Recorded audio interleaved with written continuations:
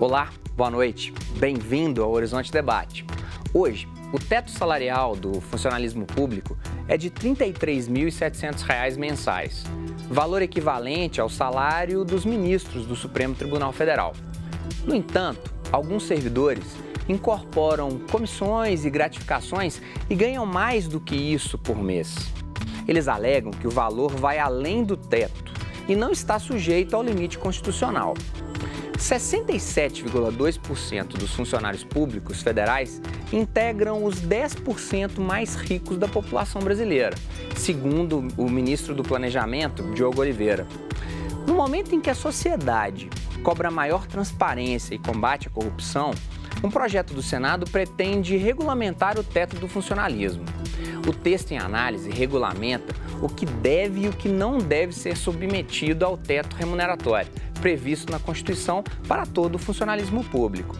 Recebemos no estúdio hoje Pedro Henrique Magalhães Azevedo, assessor da presidência do Tribunal de Contas do Estado de Minas Gerais, Edmur Faria, professor de Direito da PUC Minas. Senhores, alegria tê-los aqui, uma satisfação. O que está por trás da discussão, Pedro, começar contigo, sobre teto de funcionalismo? Algo que sempre existiu, funcionários públicos sempre ganharam, sempre receberam. Por que agora, época de eleição, 4 anos de Operação Lava Jato, o que está por trás disso? Boa noite, Jário. Boa Obrigado. Noite, professor Edmur.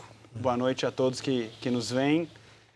Na verdade, a questão envolvendo o teto remuneratório do serviço público já é uma discussão que vem de longos anos, né? A nossa Constituição fixou o teto remuneratório, como você mesmo disse na abertura, que é o subsídio do ministro, recebido pelo ministro do Supremo Tribunal Federal.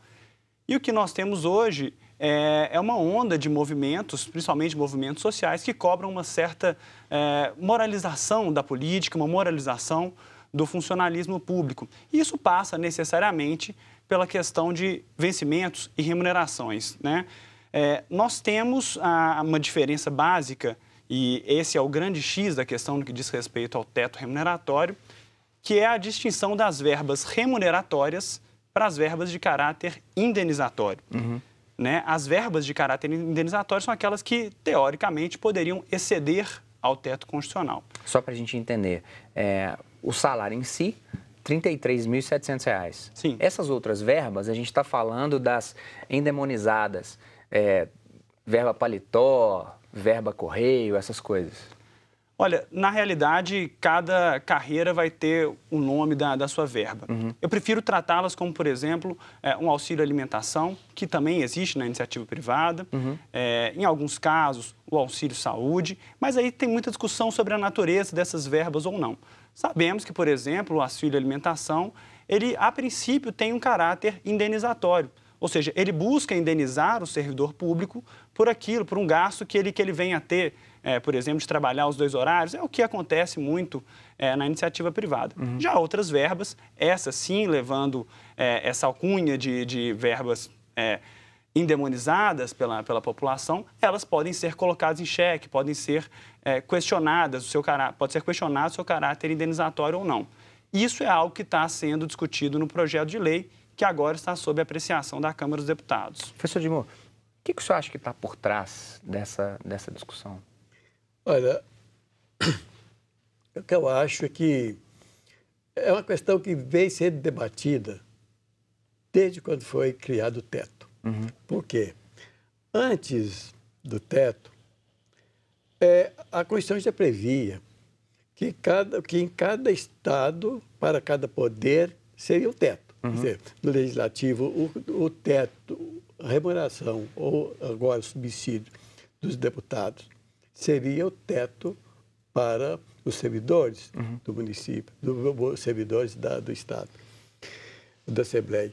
E a mesma coisa em relação ao Executivo e também em relação ao Judiciário. Isso estava bem claro na Constituição, na primeira versão dela. Depois, com a emenda 19, esse assunto voltou à tona, voltando um pouquinho na Constituição anterior, lá no artigo 17 do ADCT, previa que Na implantação da Constituição, quando ela entrasse em vigor, se alguém tivesse recebendo mais do que esse valor que seria de cada um poder, seria deduzido. Mas isso não foi feito. Aí, mais tarde, veio a emenda 41, também na mesma linha, estabelecendo, aí a 41, aí disse que não poderia porque o poder constituinte derivado não poderia criar uma regra dessa contra direito adquirido, ou redução de salário. Aí veio a 41, mandou aplicar o artigo 17 do ADCT, porque esse foi do poder originário, então poderia. Então essa é a minha posição, inclusive. Mas, na prática, foi ao tribunal, ao Supremo, até foi caso de servidores de lá, ministros que se aposentaram, e aí foi deduzido dos ministros um valor correspondente a 20% que eles ganhavam ao final, quando se aposentavam. Mas houve um recurso, mandado de segurança, isso foi feito da via administrativa, foi para o judiciário, e aí o Supremo, nessa reclamação desde o mandado de segurança, alegavam segurança jurídica, direito adquirido e redutibilidade de salário. Aí o Supremo decidiu assim, os dois primeiros argumentos ele não considerou, desconsiderou os dois primeiros e ficou com redução de salário que realmente é garantido pela Constituição. Professor Edmur, sendo bastante direto e com todo respeito, por exemplo, a um cidadão que presta o seu serviço como gestor da garagem do Senado, né? Um concurso, nível médio, né? Que ganha por volta dos seus 15, 16 mil reais e aposentará com esse mesmo valor e se aumentarem para o atual da ativa, ele... Há uma distorção? Sim, assim, eu acho que dos dois poderes, legislativo e judiciário, né, há distorção, sim. Isso não é, no fundo, o que deixa a população indignada? Sim, deve ser. É um dos pontos, né? Porque existe uma diferença muito grande. Olha, aqui no Estado, há mais tempo, um secretário da administração, eu trabalhava lá, eu era chefe do jurídico de lá, ele levou para trabalhar com ele um motorista da Assembleia. Os motoristas do Executivo ganhavam 300 mil, que é aquela coisa, 300 reais, 300 cruzeiro, era cruzeiro aí, 300 mil cruzeiro, que seria 300 reais hoje, mais ou menos. Claro que seria mais do que isso, mas era 300 mil, 300 cruzeiros. O outro ganhava 6 mil, entendendo? Porque era no Legislativo. Sim. Não é impossível isso. Né? Então, o motorista no Executivo, no Legislativo e no Judiciário é motorista, nada mais do que isso. Então...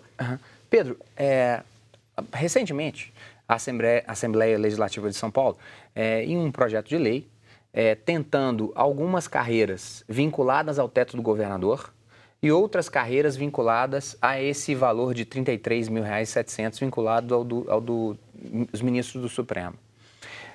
O argumento do deputado que quis vincular e aí, evidentemente, aumentar o teto, porque agora o vínculo era ao teto do Supremo, disse que haveria uma fuga de cérebros do serviço público. Fuga de cérebro, amigo telespectador, é o sujeito que escolheria trabalhar, portanto, em um banco privado ou num escritório de advocacia privado e não trabalhar pro Estado. Pedro, se a gente regulamenta, portanto, o teto vai acabar, auxílio moradia, o juiz Sérgio Moro, por exemplo, é um que disse que recebe o auxílio moradia porque a remuneração ela não acompanha as demandas econômicas. O juiz Sérgio Moro talvez deixaria de ser juiz federal e iria para uma banca de um escritório de advocacia privada, Pedro? Se isso acontecesse? Olha, eu não poderia falar por ele, mas quanto à questão de fundo, que é a questão da fuga de cérebros, o que nós temos que ter em mente são os incentivos que cada setor tem. Então, nós temos incentivos próprios do setor privado, como, por exemplo, a gente pode citar aqui o recebimento da multa de 40% do FGTS, no caso de demissão. Isso não existe no serviço público como regra.